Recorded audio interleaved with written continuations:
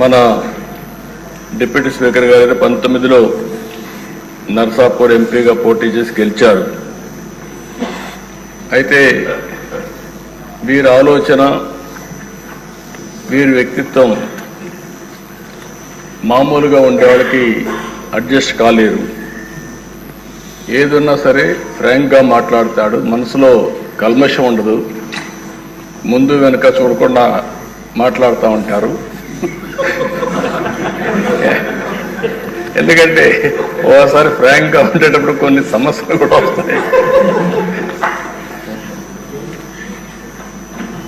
అయితే నేను చాలా రోజుల నుంచి వాటిని దగ్గరగా చూస్తున్నా. ఎక్కడన్నా తప్పులున్నప్పుడు కానీ, ఎక్కడన్నా ఇది ఉన్నప్పుడు కానీ, చెప్పాలనుకున్నప్పుడు కానీ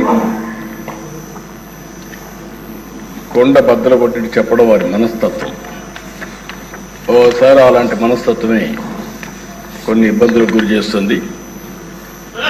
అలాంటి ఇబ్బందుల్లోనే వారు ఎంత టార్చర్ అనుభవించారో ఒక ఉదాహరణ మాత్రం.